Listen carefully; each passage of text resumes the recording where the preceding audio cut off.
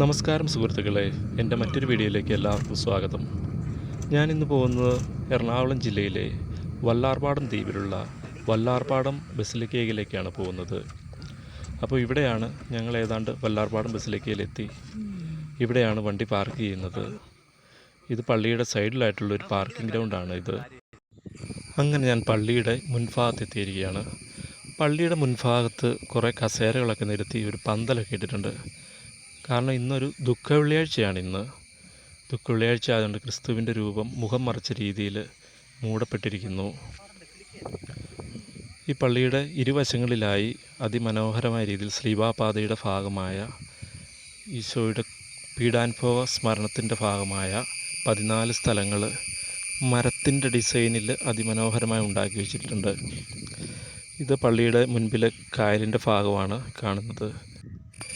ഏകദേശം 1 കോടിയോളം ആൾക്കാർ എല്ലാ വർഷവും ഈ ബസിലിക്കയിൽ എത്തിച്ചേരുന്നുണ്ട്.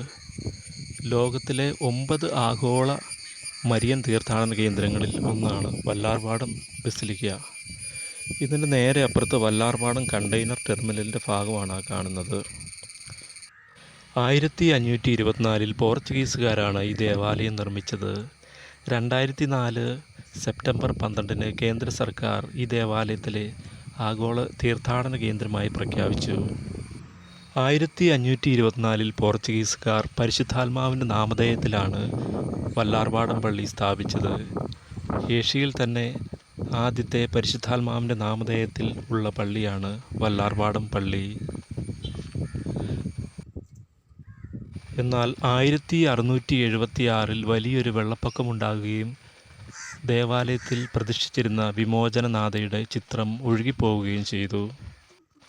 അന്ന് കൊച്ചി ദിവാനായിരുന്ന രാമൻ പാലിയത്തച്ഛൻ ഈ ചിത്രം കായലിൽ നിന്ന് കണ്ടെടുക്കുകയും തിരിച്ച് പള്ളി അധികാരികളെ ഏൽപ്പിക്കുകയും ചെയ്തു എന്നാണ് ചരിത്രം. ഈ കാണുന്നതൊക്കെ ഫിഷിംഗ് ബോട്ടുകളാണ്.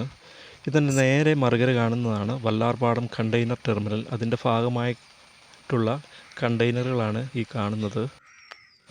അന്ന് വെള്ളപ്പൊക്കത്തിൽ ഒഴുകിപ്പോയ വിമോചനനാഥയുടെ ചിത്രം തിരിച്ചേൽപ്പിക്കുകയും രാമൻ പാലിയത്തച്ഛൻ പുതിയൊരു ദേവാലയം പണിയുന്നതിനായി സ്ഥലം ഏറ്റെടുത്ത് പള്ളിക്ക് കൊടുക്കുകയും ചെയ്തു. 1951 ഭാരത സർക്കാർ വല്ലാർപാടം പള്ളിയെ ഒരു തീർത്ഥാടന കേന്ദ്രമായി പ്രഖ്യാപിച്ചു. 2002 കേരള സർക്കാർ വല്ലാർപാടം പള്ളിയെ ഒരു വിനോദസഞ്ചാര കേന്ദ്രമായി ഉയർത്തി. പള്ളിയുടെ ചുറ്റുപാടുകളെല്ലാം വളരെ മനോഹരമാണ്. ഇത് മഹത്വ കവാടം എന്നറിയപ്പെടുന്ന ഒരു കവാടമാണിത്. ഇതിലൂടെ കടന്നകത്തേക്ക് കയറി കഴിഞ്ഞാൽ ചുറ്റും അതിമനോഹരമായ കാഴ്ചകളാണ്.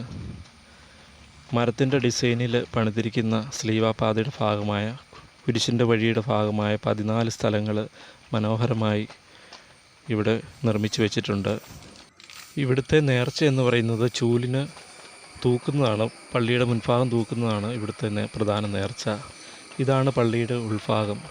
പള്ളിയുടെ ഇടതുവശത്തായി വിമോചനനാഥയുടെ പരിശുദ്ധ കന്യാമറിയത്തിൻ്റെ ഒരു രൂപം ഉണ്ട്.